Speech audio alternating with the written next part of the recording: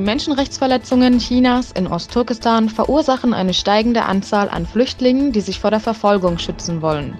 Bereits einigen Kasachen gelang es, aus einem Lager heraus nach Kasachstan zu fliehen. Die Geflüchteten gaben in dem Büro des Atatürk-Vereins eine Pressekonferenz, auf welcher sie die UN und andere Menschenrechtsorganisationen auf die Tyrannei in Ostturkestan hinwiesen und den sofortigen Stopp der Assimilationspolitik verlangten. Ein erneuter Lebensmittelskandal bei importierten Produkten aus China sorgt derzeit für empörte Stimmen. In Eiern, die Kasachstan aus China importierte, fand man ungesunde und sogar schädliche Plastikpartikel. Die Annahme wurde kurz darauf von einem betroffenen Kunden in den sozialen Netzwerken verbreitet. Ein Kasache stellte nach dem Kauf fest, dass sein Eigelb aus Plastik besteht.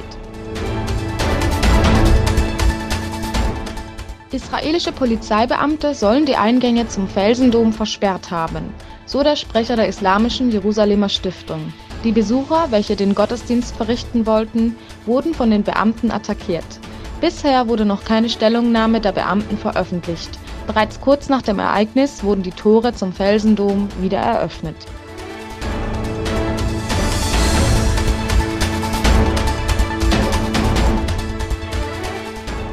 Ein Transportschiff beladen mit S-400-Raketen geriet auf dem Transportweg von Russland nach China in einen Sturm, der die Fracht beschädigte. Der Herstellerkonzern gab kurz darauf bekannt, dass man beschädigte Teile ersetzen würde. Die Mangelware wurde vernichtet. Sergei Chemissov, CEO des russischen Rostec-Konzerns, gab bekannt, dass der Konzern Ende des Monats mit Saudi-Arabien vertraglich die Herstellung von Kalaschnikows regulieren wird.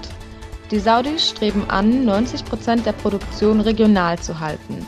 Rostec hingegen rät zu weniger regionaler Herstellung.